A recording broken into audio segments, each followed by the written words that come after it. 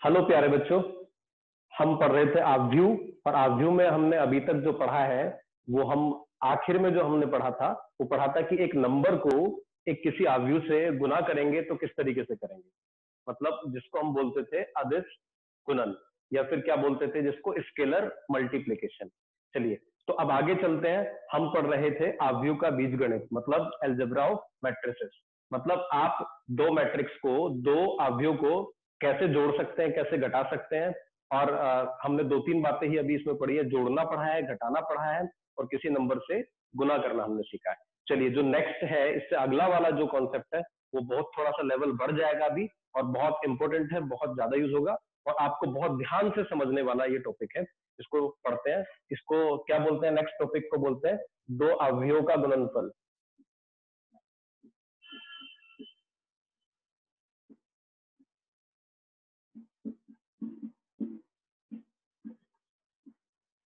मतलब multiplication of to matrices.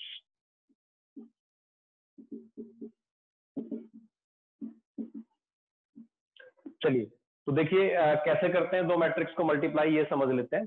सबसे पहले देखिए मैं आपको पहले सीधा सीधा बता देता हूं कि ऐसा मतलब दो मैट्रिक्स को मल्टीप्लाई ऐसे ही क्यों करते हैं, जो मैं अभी बताऊंगा उसका रीजन तो मैं बाद में बताऊंगा। पहले बता देता हूं कैसे करेंगे मल्टीप्लाई। तो चलिए देखते हैं। देखिए दो मैट्रिक्स को आप मल्टीप्लाई, दो अवयवों का गुणनफल आप तभी कर सकते हैं। सबसे पहली बात ये समझने वाली है, जैसे आपने देखा था कि दो अवयवों को आप तभी जोड़ सकते हैं जब दोनों का क्रम समान होता है। लेकिन यहाँ क्रम समान होना जरूरी नहीं है। यहाँ पर क्या जरूरी है वो सबसे पहले बता देता हूं, उसका रीजन भी आपको, उसका कारण भी बता दूंगा। तो देखिए ये पहला अवयव है और इस अवयव को हमें दूसरे अवयव बी से गुना करना है। ये तभी संभव है जब पहले अवयव में जितनी स्तंभ होंगे उतने दूसरे अवयव में क्या होनी चाहिए? पंक्तियां होनी चाहिए। मतलब अगर ये m गुना n का क्या है, m गुना n का अवयव है, तो दूसरा अवयव जो है उसमें पंक्तियां कितनी होनी चाहिए? n होनी चाहिए। स्तंभ कितने भी हो, जैसे मैंने ये एक मैट्रिक्स ए लिया और ये मैट्रिक्स बी लिया। देखिए इसमें जितने स्तंभ है उतनी इसमें क्या है? पंक्तियां हैं। तो अगर हम दो अवयवों को मल्टीप्लाई करेंगे तो ये सबसे पहली कंडीशन है, ये होना जरूरी है। अब ये जब दो मैट्रिक्स मैंने ले लिए तो इनको कैसे गुना करेंगे ये भी हम देख लेते हैं। देखिए मैं बहुत सीधी सीधी बात बताऊं आपको, तो करना क्या है, पहले अवयव की पंक्ति दूसरे अवयव के स्तंभ से गुना होगी। और कैसे गुना होगी? जो संगत अवयव है, संगत मतलब पहला अवयव पहले अवयव से, दूसरा दूसरे से, तीसरा तीसरे से, और इनको गुना करके जोड़ देंगे तो हमें क्या मिलेगा? अगर मैं पहली पंक्ति को पहले स्तंभ से मल्टीप्लाई कर रहा हूं तो one one one one element मिलेगा ए इंटू बी का। मतलब मैं क्या कहना चाह रहा हूं, जैसे मैं एक एग्जांपल से आपको दिखा देता हूं। जैसे मैंने लिया, ये एक मैट्रिक्स लिया, दो गुना दो का, और एक दूसरा मैट्रिक्स मैंने लिया। अब दूसरे मैट्रिक्स में, दूसरे अवयव में पंक्तियों की संख्या दो होनी चाहिए, स्तंभ आप अपनी चॉइस से कितने भी रख सकते हैं। तो ठीक है, मैं पंक्तियां दो ले लेता हूं और स्तंभ मुझे कितने भी रखो, तो मैं स्तंभ तीन ले लेता हूं। तो मैंने लिया B one one, B one two, B one three, B two one, B two two, B two three. अब इनको अगर मुझे, ये है दो गुना तीन का अवयव, अब इनको गुना करना है मुझे, तो कैसे करेंगे वो मैं आपको बताने वाला हूं। तो करना क्या है, ए इंटू बी या ए बी जो मिलेगा वो भी एक सारणी अवयव होगा, और वो अवयव कैसे हम बनाएंगे वो मैं आपको बता देता हूं। तो मैंने बताया था कि देखिए इसकी पंक्ति को इसके स्तंभ से गुना करना है, और संगत अवयवों को, पहले अवयव को पहले से, दूसरे को दूसरे से करना है, और फिर इसको जोड़ देना है। तो जोड़, अगर मैं पहली पंक्ति को पहले स्तंभ में इस तरीके से संगत अवयवों की गुना करके जोड़ रहा हूं, तो जो मुझे रिजल्ट मिलेगा, जो परिणाम आएगा, वो ए बी का, ए बी का वन वन अवयव मिलेगा। मतलब A one one, B one one. बहुत ध्यान से देखेंगे इसको, संगत अवयवों की गुना कर रहा हूं, पहले की पहले से, दूसरे की दूसरे से, प्लस लगेगा बीच में, A one two, B two one. तो ये मुझे क्या मिला? वन वन एलिमेंट, सबसे पहला अवयव मिला किसका? ए बी का। अब चलिए मैं आगे चलता हूं। अब मैं अगर इसकी पहली पंक्ति को इसके दूसरे स्तंभ से करूंगा, देखिए सभी पंक्तियों को, पहले जो अवयव है, पहला अवयव, उसकी सभी पंक्तियों को इसके सभी स्तंभ से गुना करना है आपको। अगर मैं पहली पंक्ति को दूसरे स्तंभ से गुना करूंगा तो मुझे क्या मिलेगा, पहली पंक्ति दूसरा स्तंभ, तो 1 2 एलिमेंट मिलेगा ए बी का। 1 2 एलिमेंट कहां पर आता है बेटा, यहाँ पर, तो यहाँ पर मिलने वाला मुझे परिणाम। तो क्या परिणाम मिलेगा, देखिए पहली पंक्ति दूसरे स्तंभ से गुना कर रहा हूं, A11 B12 plus A12 B22, ये मुझे मिला 1 2 एलिमेंट। अब पहली पंक्ति पहले स्तंभ से हो गई, पहली पंक्ति दूसरे स्तंभ से हो गई, पहली पंक्ति तीसरे स्तंभ से गुना करता हूं संगत अवयवों को, A11 B13 plus A12 B23, तो ये मुझे क्या मिला, ए बी का पहली पंक्ति मिल गई। अब इससे आगे नहीं कर सकता क्योंकि मैं तीनों स्तंभों से इसकी गुना कर चुका हूं। अब मैं आता हूं दूसरी पंक्ति, पहला स्तंभ 2 1, 2 1 कहां पर होता है, यहां पर 2 1 पोजीशन यहां पर होती है, तो इसकी दूसरी पंक्ति इसके पहले स्तंभ से गुना कर रहा हूं, ए संगत अवयवों की A21 B11, पहला पहले से होगा, संगत का मतलब यही है, A22 का B21 से। चलिए अब पहली, ये दूसरी पंक्ति दूसरा स्तंभ, दूसरी पंक्ति दूसरा स्तंभ मतलब 2 2 वाली पोजीशन पे मुझे आंसर मिलेगा। तो यहां क्या मिलेगा, A21 B12, पहला अवयव पहले से, दूसरा अवयव दूसरे से, तो A22 B22। अब पहली ये दूसरी पंक्ति तीसरे स्तंभ से गुना होगी तो क्या मिलेगा, A21 B13, A21 B13 plus A22 B23। तो इस तरीके से हम दो अवयवों को गुना करते हैं। अब देखिए पहली पंक्ति तीनों स्तंभ से गुना हो गई, दूसरी पंक्ति तीनों स्तंभ से हो गई, तो इस तरीके से हम इसको गुना करेंगे। तो ये क्या मिला मुझे, देखिए इसमें 2 पंक्ति और 3 स्तंभ है, तो 2 गुना 3 का अवयव यहां से मिला। तो इस तरीके से हम 2 सारणिकों को गुना करेंगे। चलिए अब दूसरी बात इसमें आती है, मैं एक उदाहरण लूंगा अभी, उस उदाहरण में आपको प्रॉपर करके दिखाऊंगा, लेकिन ये तरीका है और आपको ये जानना है कि ए बी जो आएगा अवयव, ये ए बी का जो क्रम होगा वो क्या होगा। तो देखिए वो भी बता देता हूं, जब ए का क्रम m गुना n है और बी का क्रम n गुना p है, मतलब ए में जितने स्तंभ है उतने बी में क्या है, पंक्तियां हैं, तो गुना कर सकता हूं। गुना करके जो मुझे रिजल्ट मिलेगा, ए बी जो मिलेगा अवयव, उसका क्रम क्या होगा वो क्रम भी बता देता हूं। तो ए बी में उतनी ही पंक्तियां होंगी जितनी ए में पंक्तियां हैं, और स्तंभ उतने ही होंगे जितने बी में स्तंभ है। तो देखिए 2 गुना 3 का अवयव मुझे मिलने वाला है। तो इसको बोलते हैं 2 अवयव का गुणन, मतलब 2 अवयव को हम कैसे गुना करते हैं उसका तरीका हमने सीख लिया। चलिए अब मैं एक एग्जांपल ले लेता हूं और फिर कुछ और बातें इसके अंदर करते हैं। ये बातें भी करेंगे कि ऐसे ही क्यों करते हैं। देखिए मैंने आपको बताया था कि अवयव का अनुप्रयोग जो है वो क्या है, समीकरण सोल्व करना, मतलब 3 वेरिएबल में 3 चर की एक्स वाई जेड की समीकरण सोल्व करना। तो जब हम समीकरण सॉल्व करेंगे तो वहां भी आप जानेंगे कि ऐसे मल्टीप्लाई करने का कारण क्या है। चलिए तो अभी पहले हम इसमें थोड़ी सी और एग्जांपल लेकर बातें कर लेते हैं, फिर आगे बढ़ेंगे।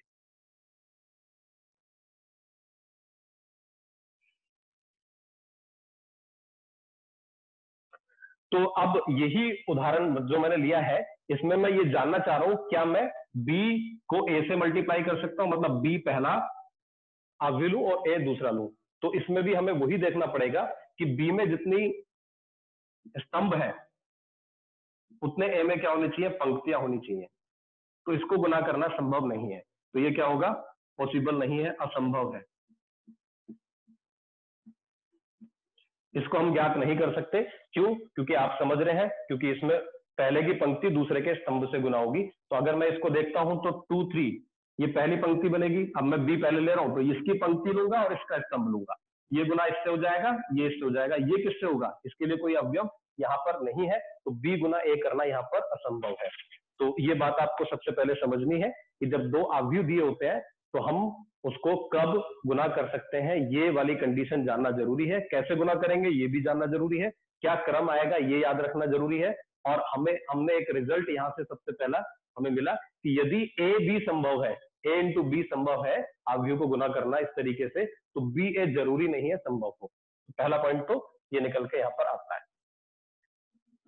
चलिए अब मैं आपको गुना करके बता देता हूं, एक एग्जांपल ले लेते हैं। जैसे ए मैंने कोई अवयव लिया और बी मैंने कोई दूसरा अवयव ले लिया,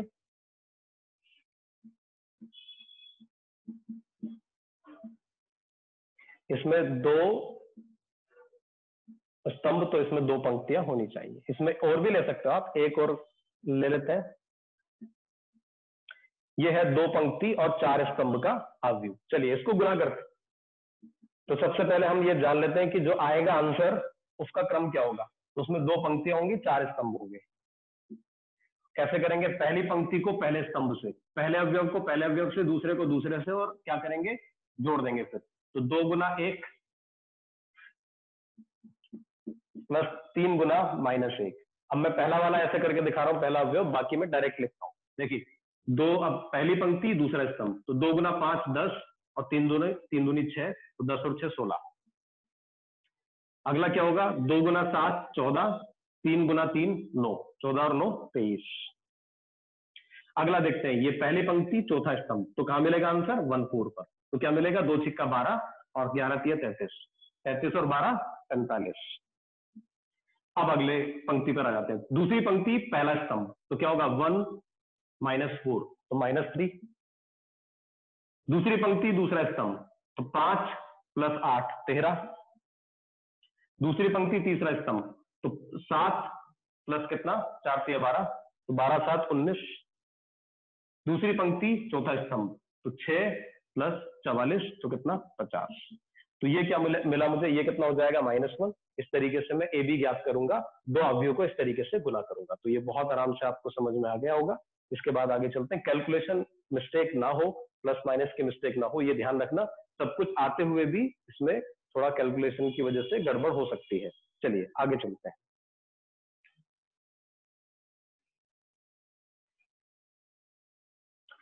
हाँ, तो मैं इसकी कुछ बातें कर लेता हूं आपसे। तो क्या क्या बातें हैं? सबसे पहली बात तो ये है बेटा, जो अभी मैंने बताई थी, कि यदि ए बी संभव है, मतलब ए को बी से गुना, पहला अवयव ए दूसरा बी, तो यह जरूरी नहीं है कि बी ए बी परिभाषित हो, संभव हो।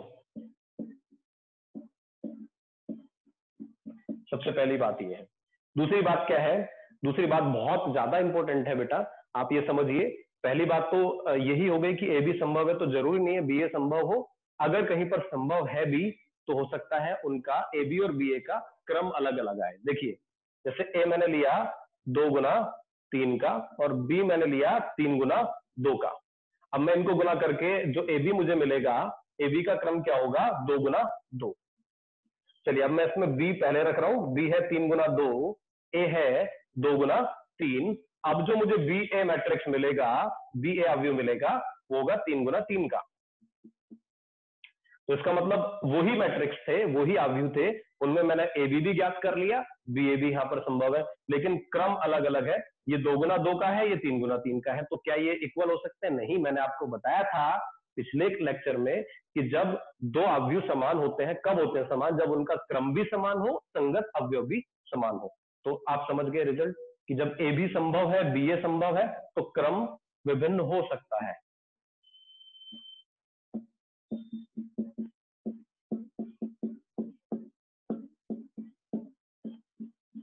तीसरी बात करते हैं। तीसरी बात, मैं तीसरे एग्जांपल में मैं ये ले लेता हूं कि दोनों का क्रम भी समान आता है, ए बी का और बी ए का। तो फिर क्या होगा? फिर क्या ये समान होंगे? तो क्रम समान होने से भी समान नहीं होते दो अवयव। हमें ये भी देखना पड़ेगा कि उनके अवयव, संगत अवयव भी समान है या नहीं है। तो देखिए ए मैंने लिया 3 गुना 3 का, बी मैंने लिया 3 गुना 3 का, तो ए बी भी जो मिलेगा मुझे, वो भी 3 गुना 3 होगा, और जो बी ए मिलेगा वो भी 3 गुना 3 होगा। तो अब ये जान लेते हैं, क्या अब ये समान होंगे? तो नहीं। मैं आपको बता देता हूं कि बेटा ए बी और बी ए बराबर नहीं होते व्यापक रूप से। व्यापक रूप मतलब जनरली, व्यापक रूप में ये बराबर नहीं होते। General form, generally A B B A बराबर नहीं होते। कभी कभी हो सकते हैं। कब हो सकते हैं वो मैं आपको एक एक एग्जांपल बताऊंगा, लेकिन अभी ये समझना है कि ए बी और बी ए समान नहीं होते, अगर देखा जाए उनके क्रम भी समान है तो। देखिए बहुत आराम से आप इसका कारण समझ पाएंगे कि देखिए जब ए बी कर रहे हो, तो ए बी में आप क्या कर रहे हो? जैसे मैं यहां पर लिख के दिखा देता हूं। मैंने एक मैट्रिक्स लिया 2 3 1 4, और दूसरा मैट्रिक्स मैंने लिया 1507। ये ए है, ये बी है। जब मैं गुना करूंगा तो पहला अवयव मुझे कैसे मिलेगा, इसकी पंक्ति इसके स्तंभ से गुना करके, ए बी का। और जब मैं बी ए ज्ञात करूंगा तो 15 मल्टीप्लाई होगा 21 से। तो सोचो, जब अवयव ही अलग अलग तरीके से गुना हो रहे हैं तो अवयव समान कैसे आ जाएंगे। किसी पर्टिकुलर केस में, एक किसी विशेष स्थिति में बराबर आ सकते हैं, लेकिन जनरली या व्यापक रूप से इक्वल नहीं होंगे। तो ए बी और बी ए बराबर नहीं होते, मतलब मैट्रिक्स का जो मल्टीप्लीकेशन है वो साहचर्य नियम का पालन नहीं करता, क्रम विनिमय नियम का पालन नहीं करता है, मतलब वो एसोसिएटिव नहीं होता है। तो मैं लिख देता हूं नॉट एसोसिएटिव। याद रखना, एसोसिएटिव नहीं होता। एसोसिएटिव मतलब मैंने बताया था, सॉरी एसोसिएटिव नहीं, कॉम्यूटेटिव नहीं होता। कॉम्यूटेटिव का मतलब मैंने बताया था आपको, कॉम्यूटेटिव का मतलब है क्रम विनिमय नियम का पालन नहीं करता।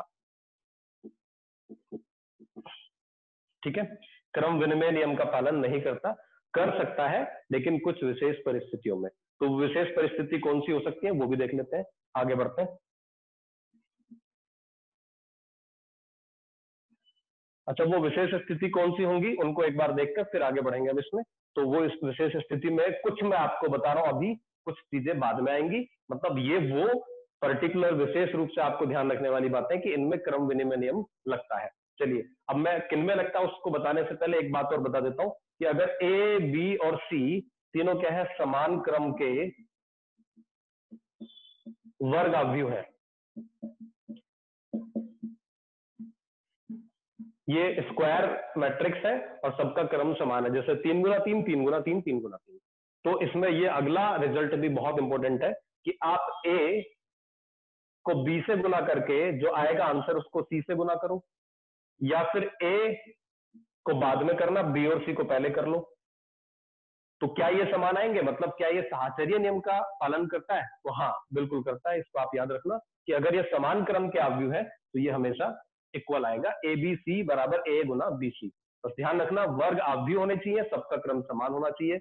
अब ये क्यों आया, ये आप ऐसे ही समझ लीजिए। देखिए बेटा, इसमें इसकी पंक्ति इसके स्तंभ से गुना होगी, इसमें भी ऐसे होगा, इसकी पंक्ति इसमें जो रिजल्ट आएगा उसके स्तंभ से गुना होगी।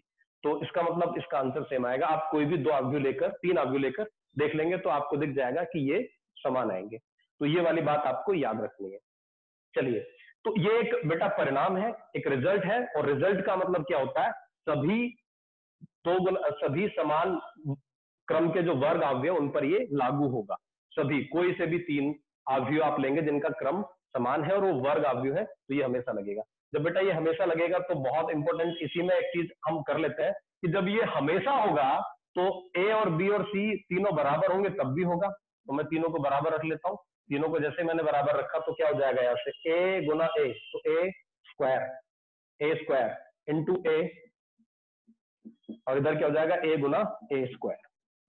अब ए स्क्वायर क्या होता है ये भी मैं साथ साथ पढ़ लेता हूं। इसको बोलते हैं कि किसी वर्ग अवयव की पावर निकालना, किसी वर्ग अवयव की कोई धनात्मक पावर है उसका मान ज्ञात करना। तो इसको हम बोलेंगे वर्ग अवयव की धनात्मक घात। क्या हम किसी वर्ग अवयव का स्क्वायर कर सकते हैं? हाँ। तो अभी स्क्वायर का मतलब क्या होगा, ए को ए से गुना करना, बिल्कुल संभव है। वर्ग अवयव है, याद रखना वर्ग अवयव में ही होगा। मैं बार बार इस बात पे बहुत जोर दे रहा हूं कि वर्ग अवयव पर ही ये होगा, ये याद रखना आप। ठीक है, तो वर्ग अवयव को आप स्क्वायर कर सकते हो, वर्ग अवयव को क्यूब कर सकते हो। ये नहीं कि किसी भी आप अवयव को उठा के उसका वर्ग करना चाहे तो नहीं होगा बेटा। आप देख लीजिए, अगर ये मैं अवयव लेता हूं तो इसका वर्ग नहीं कर सकता मैं, इसको इससे गुना नहीं कर सकता वापस, इसको इसी से, क्योंकि क्रम आप देखिए इसमें 2 गुना 3 और इसमें 2 गुना 3, इसमें जितने स्तंभ है उतनी इसमें पंक्तियां नहीं है, तो गुना नहीं होगा। तो वर्ग अवयव का आप स्क्वायर कर सकते हैं, स्क्वायर का मतलब ये होगा। वर्ग अवयव का आप क्यूब कर सकते हैं, तो क्यूब कैसे निकालेंगे? अब देखिए ए गुना ए स्क्वायर एक मैट्रिक्स आ गया। अब ए क्यूब कैसे निकालेंगे, ए को ए स्क्वायर से गुना करेंगे या ए स्क्वायर को ए से करेंगे? ये तो अलग अलग परिणाम है, ए बी और बी, ये तो अलग अलग होते हैं। तो क्या हम ए गुना ए स्क्वायर करेंगे या ए स्क्वायर गुना ए करेंगे? तो वो मैंने अभी प्रूव किया है, देखिए यहाँ पर कि ए स्क्वायर गुना ए कर लो चाहे ए गुना ए स्क्वायर कर लो, यहाँ पर क्रम विनिमय नियम का पालन हो रहा है। मैंने बताया था ए बी बी ए बराबर नहीं होते व्यापक रूप से, लेकिन कुछ विशेष परिस्थितियों में बराबर होते हैं। तो वो विशेष परिस्थिति में पहली ये है, इसको याद रखना। तो ये क्या हो जाएगा, ये हो जाएगा ए क्यूब।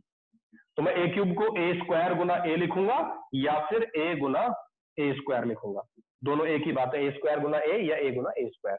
तो अगर मुझे यहाँ पर ए की घात n+1 ज्ञात करना है तो मैं क्या लिखूंगा उसको, ए की घात n इंटू ए या फिर ए गुना ए की घात n।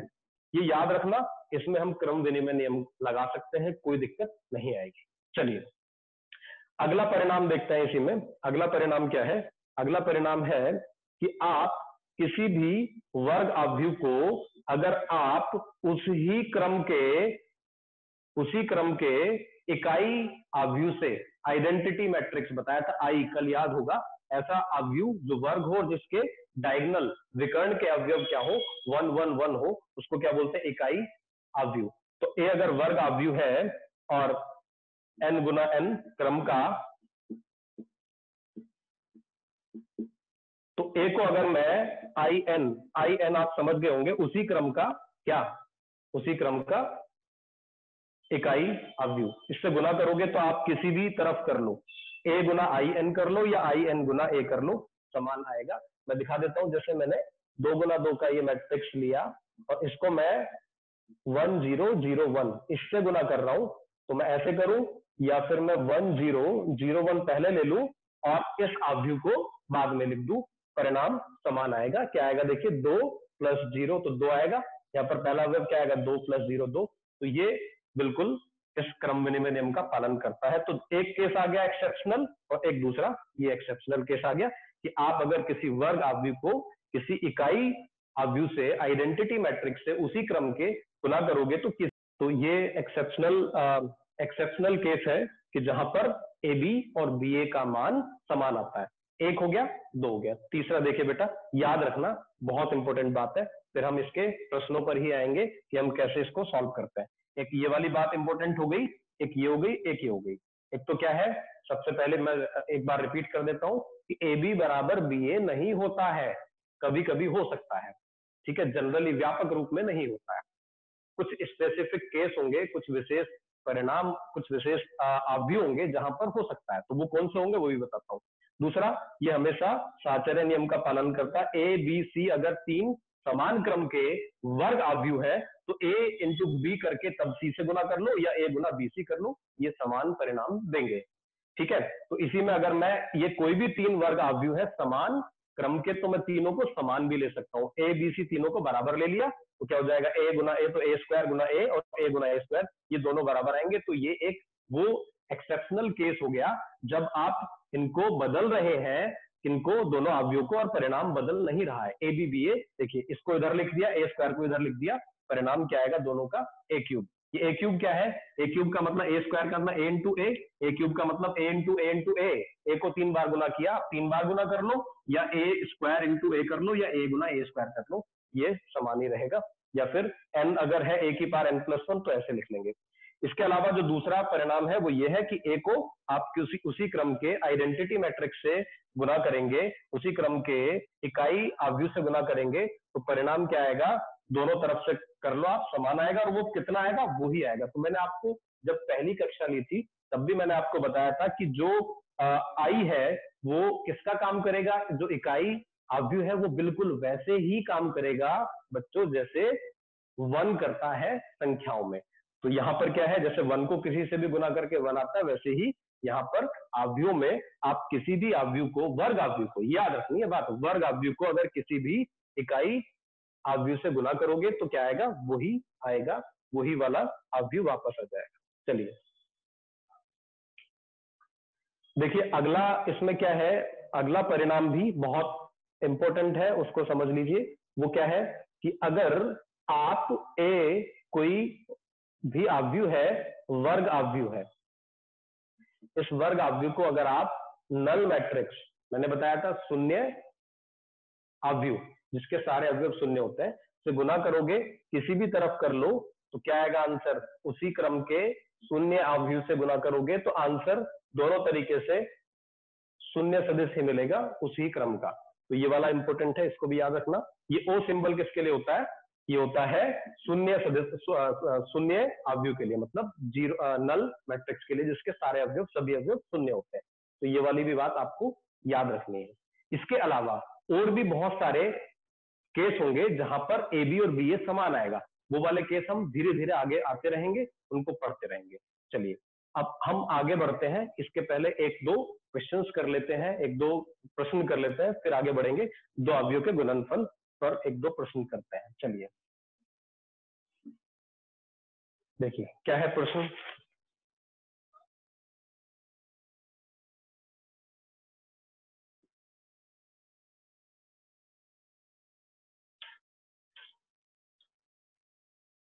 चलिए पहले मैं आपको बता देता हूं कि एक मैंने क्या लिया, 2 गुना 2 का कोई अवयव लिया, और मैं सबसे पहले आपको इसकी कोई पावर निकालना सिखा देता हूं, ए क्यूब। तो ए क्यूब का मतलब क्या है मैं बता देता हूं, ए स्क्वायर इंटू ए या ए इंटू ए स्क्वायर। मैं पहले ए स्क्वायर ज्ञात कर लेता हूं। ए स्क्वायर क्या होगा, ए गुना ए। तो ए को ए से गुना करना आपको मैंने बताया था कैसे करेंगे, 3 माइनस 4 2 1। कैसे होगा, इसकी पंक्ति इसके पहले स्तंभ से गुना होगी तो पहला अवयव मिलने वाला है मुझे।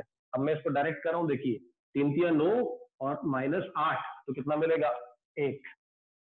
3 चौक 12 माइनस 12 माइनस 4 तो माइनस 16, 2 3 6 और 2 8, 2 चौक 8 माइनस 8 प्लस 1 तो माइनस 7। तो ये 2 गुना 2 का मुझे यहाँ से ए स्क्वायर मैट्रिक्स मिल गया। अब ए क्यूब अगर ज्ञात करना है तो ए क्यूब क्या होगा, ए क्यूब होगा ए स्क्वायर गुना ए या ए गुना ए स्क्वायर, मर्जी है आपकी। मैंने अभी बताया ये क्रम विनिमय नियम का पालन करता है, आप ए स्क्वायर पहले लिखो या ए पहले लिखो कोई फर्क नहीं पड़ेगा। तो ए स्क्वायर, इसको आप भी करके देख लेना। और इधर क्या होगा, ए 3 माइनस 4 2 1। तो इसकी गुना क्या होगी, वही पहली पंक्ति पहले स्तंभ से, तो कितना 3 माइनस 32 तो कितना आएगा माइनस 29। ये कितना होगा माइनस 4 माइनस 16 तो माइनस का 20। ये कितना होगा 24 और माइनस 14 तो माइनस का 38। ये कितना होगा माइनस 24 माइनस 7 तो माइनस का 31। 2 गुना 2 का अवयव यहाँ पर मिलता है। तो ऐसे गुना करेंगे, एक एग्जांपल मैंने और आपको बता दिया साथ साथ। चलिए आगे चलते हैं। अब इसी क्वेश्चन में मैं एक दूसरा प्रश्न बना लेता हूं।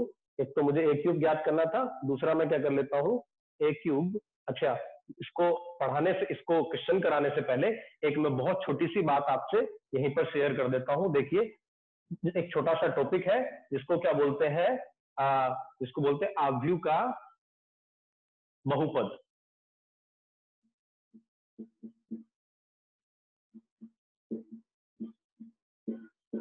जिसको अंग्रेजी में बोलते हैं मैट्रिक्स पॉलिनोमियल।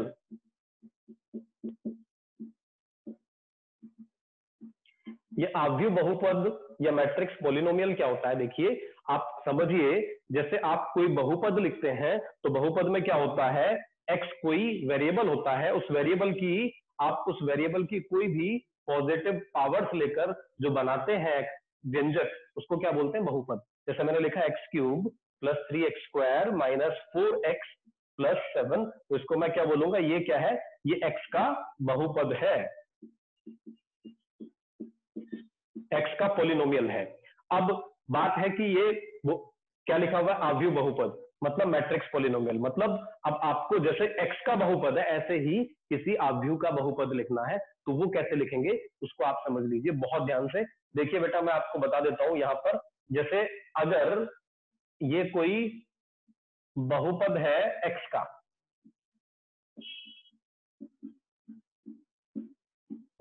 जैसे मैं कोई उदाहरण के तौर पर ले लेता हूं, x का बहुपद ये है, जैसे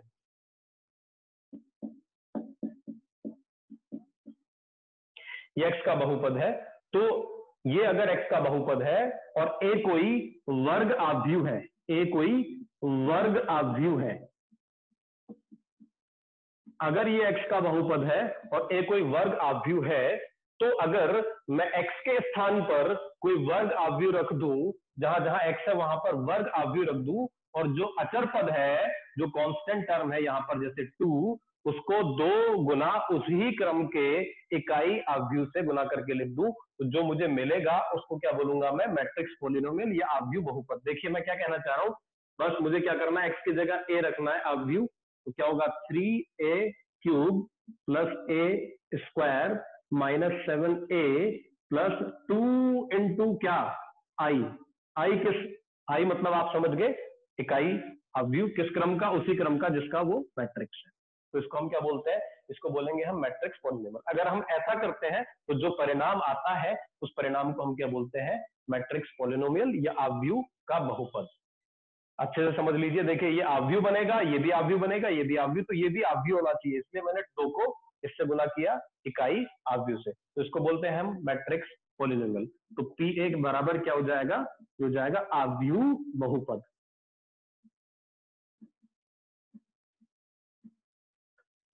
तो ये बात आपको याद रखनी है। इसी में एक परिणाम आता है, उसको भी साथ साथ आप पढ़ लीजिए। तो परिणाम क्या है कि अगर अगर ये P हल करने के बाद देखिए ये एक मैट्रिक्स बनेगा, ये एक मैट्रिक्स बनेगा, ये भी एक मैट्रिक्स बनेगा, ये भी, सबको जब मैं जोड़ और घटा लूंगा तो आखिर में P का मान क्या आएगा, कोई अवयव ही आएगा बेटा।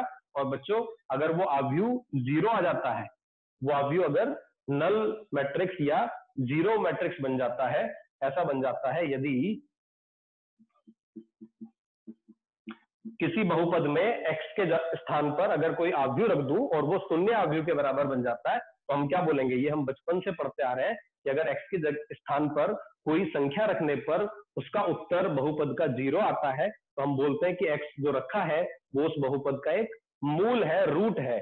तो वैसे ही यहां पर हम बोलेंगे, अगर ये 0 आ जाता है तो हम बोलेंगे a px बराबर 0 का एक मूल है। तो कोई अवयव किसी बहुपद का मूल भी हो सकता है। तो ये वाली बात आपको समझनी है। इस बात को बहुत अच्छे से आप देख लीजिए कि मैंने कैसे किया, जहां जहां एक्स था वहां पर कोई वर्ग अवयव रखा, और जहां कांस्टेंट था, अचर था, उसको उसी क्रम के एक वर्ग अवयव से गुना करके लिख दिया। तो इसको क्या बोलेंगे हम, इसको बोलेंगे मैट्रिक्स पॉलिनोमियल। चलिए, ये मैं उम्मीद करता हूं आपको समझ आ गया होगा। अब देखिए क्वेश्चन क्या है, इसी में मैं क्वेश्चन बना लेता हूं।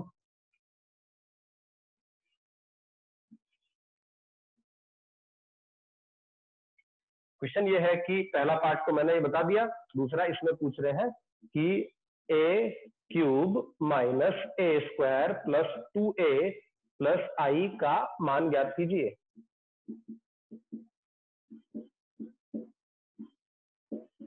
तो कर लेते हैं, a³ हमने ज्ञात किया, ये रहा a³, तो मैं यहां लिख देता हूं इसका मान। सेकंड पार्ट यहां कर देता हूं, देखिए a³ का मान ये रहा -29 -38 -20 -31 माइनस ए स्क्वायर। ए स्क्वायर कितना है, ए स्क्वायर अभी ज्ञात किया था हमने, ये ए स्क्वायर 1 -16 8 -7, फिर क्या है प्लस का 2a। देखिए किसी संख्या को किसी अवयव से गुना करके लिखते हैं तो कैसे लिखते हैं, ये रहा a, तो 2 गुना a क्या होगा 6, बताया था आपको पिछली कक्षा में, -8, ये कितना 4 और ये कितना 2, और उसमें क्या ऐड करना है प्लस आई, आई कितना होगा 1 0 0 1। अब ये आपको आता ही है कि 2 या 2 से ज्यादा अवयवों को आप कैसे जोड़े या घटाएंगे। देखिए इनको जोड़ना है और इसको घटाना है, तो क्या आएगा हमारा आंसर -29 प्लस 6, देखो प्लस के कितने हो गए 6 और 1 7, और माइनस के कितने हो गए -29 -1 -30, तो 7 प्लस के -30 तो -23, -20, ये माइनस माइनस प्लस 16 हो जाएगा, तो -4 -8 12, ये तो 0 है। ये कितना होगा -38 -8 तो माइनस के 46 प्लस के 4 तो माइनस के 42, माइनस का 3 प्लस का 7 तो 4 और 2 6 और 1 7। तो ये किसका वैल्यू मिला, किसी बहुपद का, कोई मैट्रिक्स का पॉलिनोमियल है, उसका वैल्यू निकालना। अब ये 0 आ जाता अगर, तो हम बोलते कि देखिए x³ minus x square plus 2 गुना x प्लस 1, यहां 1 होता, इस बहुपद का ये वाला मैट्रिक्स, ये अवयव एक मूल है, ऐसा बोलते हैं। चलिए, तो मैट्रिक्स को कैसे मल्टीप्लाई करना है ये हमने इसमें सीख लिया। चलिए आगे चलते हैं।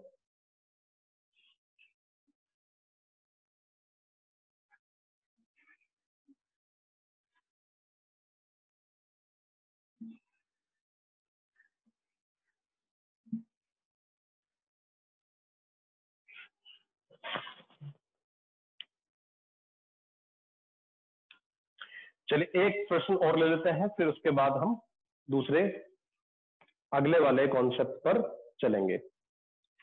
ये चलिए थोड़ा सा पहले कुछ कॉन्सेप्ट, एक एग्जांपल लेके फिर आगे बढ़ते हैं। क्या है देखिए, ये प्रश्न है कि यदि ए बराबर, और आपको आज की कक्षा के बाद कम से कम आव्यूह की प्रारंभ की 2 से 3 जो प्रश्नावली हैं, 2 प्रश्नावली उनको करना है। उन 2 प्रश्नावली में 2 आव्यूह के गुणनफल तक ही दिया हुआ है। आप वहां तक के प्रश्न को ट्राई कीजिए, फिर उसके बाद आगे हम बढ़ेंगे। तो क्वेश्चन है ए बराबर, यदि ए बराबर 1 2, ये 2 गुना 2 का एक आव्यूह दिया हुआ है, और इसमें बोल रहे हैं साथ साथ दिया हुआ है तथा ए स्क्वायर माइनस लैम्डा ए माइनस I2 बराबर 0। तो लैम्डा ज्ञात कीजिए, ऐसा बोल रहे हैं।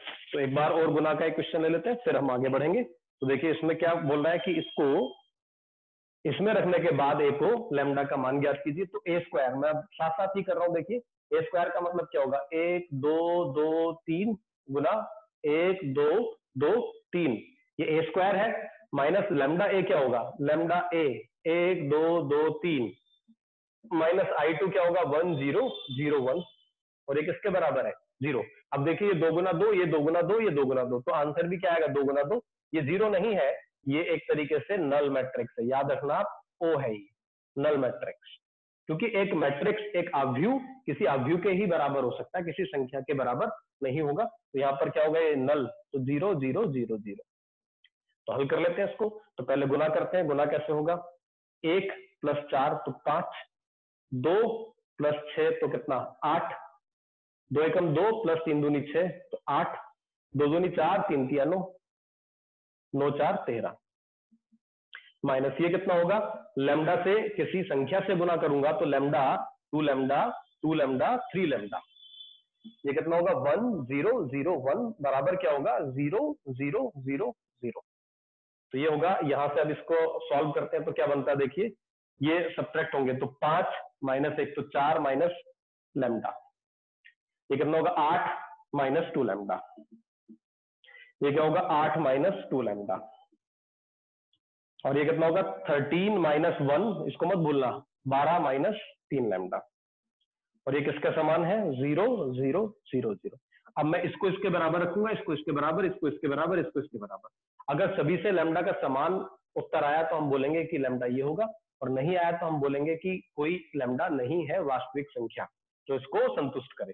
तो 4 माइनस लैम्डा 0, तो लैम्डा क्या आ गया 4, 8 माइनस 2 लैम्डा 0, तो लैम्डा क्या आएगा 4, यहाँ से भी 4, यहाँ से भी 4, तो लैम्डा का वैल्यू क्या हो गया 4। इसको नोट कीजिए।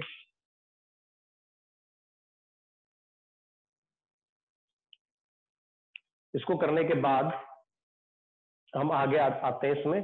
देखिए अगला जो मैं कॉन्सेप्ट आपसे डिस्कस करना चाह रहा हूं, उसमें आपकी 11वीं कक्षा का एक कॉन्सेप्ट यूज होगा जो आपने पढ़ा है।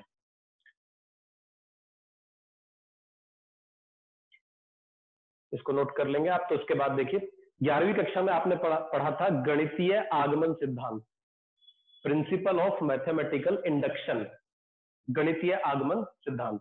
तो सिद्धांत का यहाँ पर कम से कम 4 प्रश्नों में यूज होगा। आपके एनसीईआरटी में जब आप देखेंगे अपनी किताबों में, तो वहां कम से कम 4 से 5 क्वेश्चन हर किताब में होते हैं गणितीय आगमन सिद्धांत का, जहां पर अनुप्रयोग होता है। तो गणितीय आगमन सिद्धांत का अनुप्रयोग कैसे करेंगे वो मैं बता देता हूँ। सबसे पहले बता देता हूँ कि होता क्या है, और आपने पढ़ा है कक्षा 11 में, तो क्या था वो गणितीय आगमन सिद्धांत।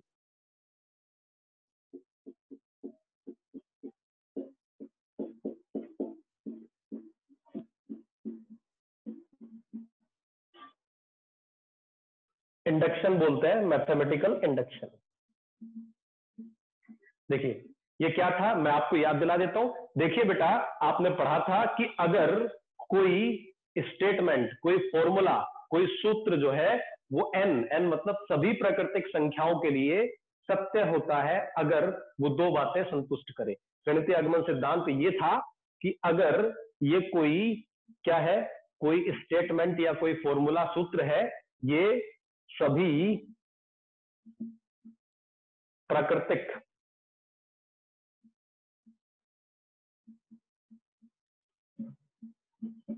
n के लिए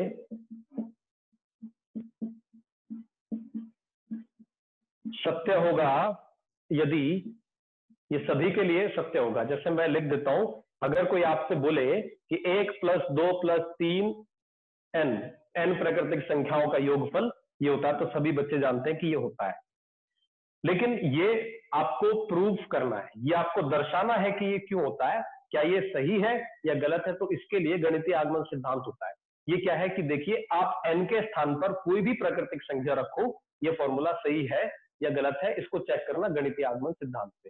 तो ये सिद्धांत ये कहता है कि देखिए, आप भाई अगर आप जोड़ने बैठ गए 10 तक जोड़ते रहो, लेकिन अगर n के स्थान पर 10,000 करोड़ है तो क्या आप जोड़ पाओगे? नहीं। तो आपको करना क्या है, देखिए, ये सिद्धांत ये कहता है कि ये सभी n के लिए सत्य होगा यदि ये दो बातें संतुष्ट कर जाए।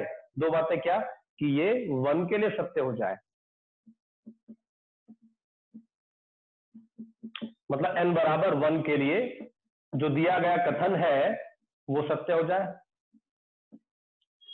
1 के लिए कथन सत्य हो जाए। दूसरी बात, के मतलब कोई भी प्राकृतिक संख्या अपनी मर्जी से उठाई गई, ठीक है। अगर के लिए सत्य है, के मतलब कोई भी प्राकृतिक संख्या के लिए, मान लिया अगर 10 के लिए सत्य है, तो ये दिखा दीजिए इस सिंबल का मतलब क्या है, इसका परिणाम ये निकलना चाहिए कि वो k+1 के लिए भी सत्य हो।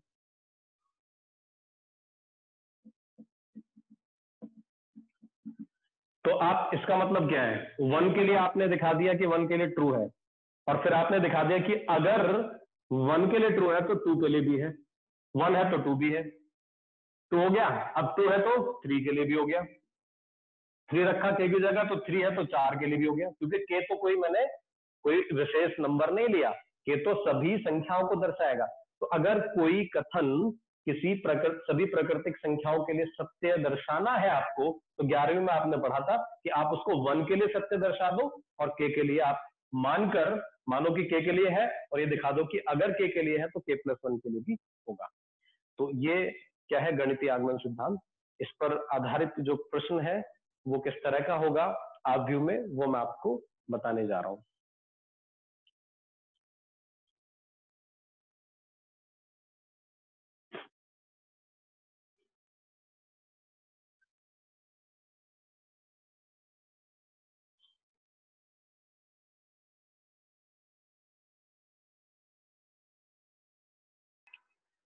तो इसको हम बोलते हैं गणितीय आगमन सिद्धांत, और इस पर आधारित प्रश्न हम अगले अपने लेक्चर में करेंगे। तो यहां तक सभी बच्चे दो अवयव को गुना करना और या फिर उससे पहले जो कराया गया उसको बहुत अच्छे से पढ़ के आएंगे।